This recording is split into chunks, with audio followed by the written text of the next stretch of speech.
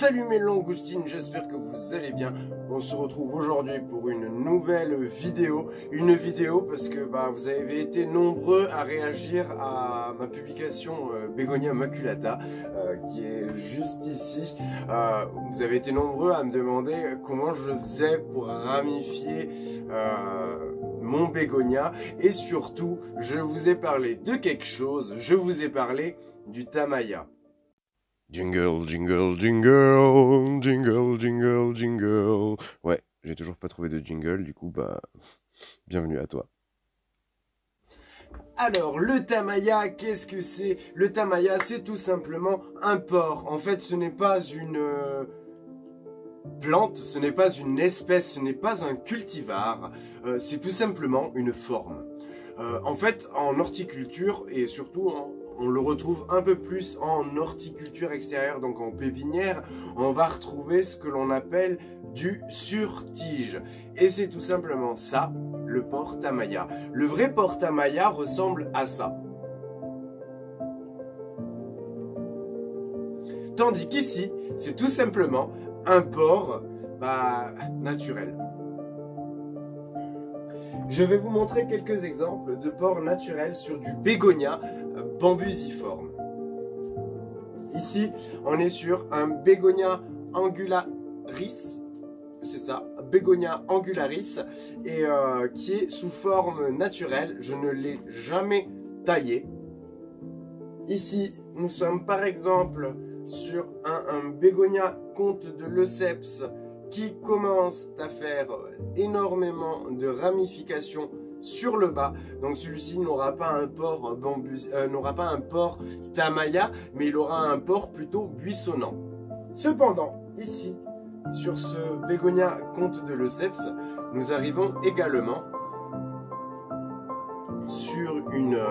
sur un port qui va être tamaya incessamment sous peu, parce que je vais venir lui pincer le haut de la plante afin de retirer le petit bourgeon et tout simplement pour que ces petites pousses adjacentes puissent venir prendre le relais et ainsi venir faire des rejets sur l'axe principal et avoir donc un porc en parapluie.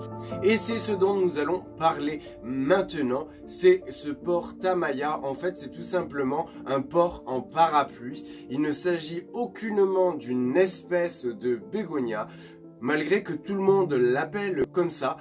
Le bégonia tamaya est un mythe. Et quand je vous parle de mythe, je vous parle de ce bégonia-ci, ce fameux bégonia tamaya qui, oui, est un bégonia au porc tamaya parce qu'il a une branche et d'autres rejets sur le côté, ce qui le rend en porc parapluie. Donc en fait, il forme un petit arbre comme les saules pleureurs qui retombent. Sauf que celui-ci n'a pas les branches pendantes, évidemment.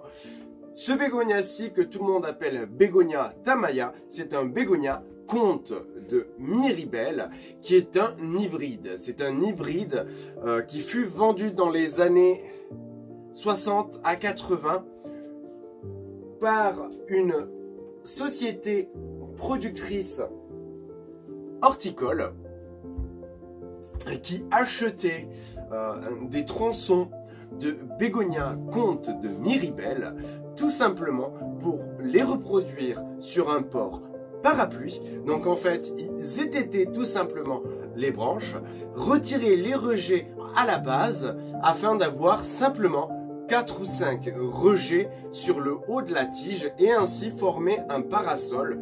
Et c'est ainsi qu'est né, on va dire, le tamaya, tout simplement pour du marketing, parce que à la base, afin de pouvoir tromper les gens, et là on arrive dans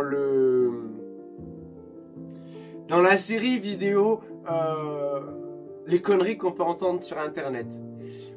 Un peu dans l'esprit les plantes dépolluantes, c'était simplement un coup de marketing pour pouvoir vendre la plante en disant que celle-ci avait été faite, été vénérée du moins par les Mayas.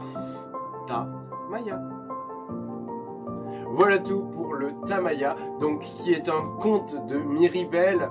Le conte de Miribel est lui un hybride de Albopicta. Moi je vous ai montré un Albopicta, la seule différence entre les deux ce sont la couleur des fleurs. Albopicta va avoir une floraison blanche pure, tandis que Conte de Miribel aura cette floraison rougeâtre rosée.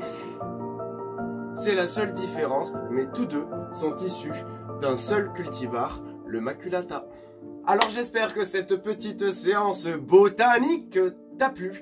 On se retrouve très vite pour une nouvelle vidéo. Je t'embrasse et je te dis à bientôt. Salut!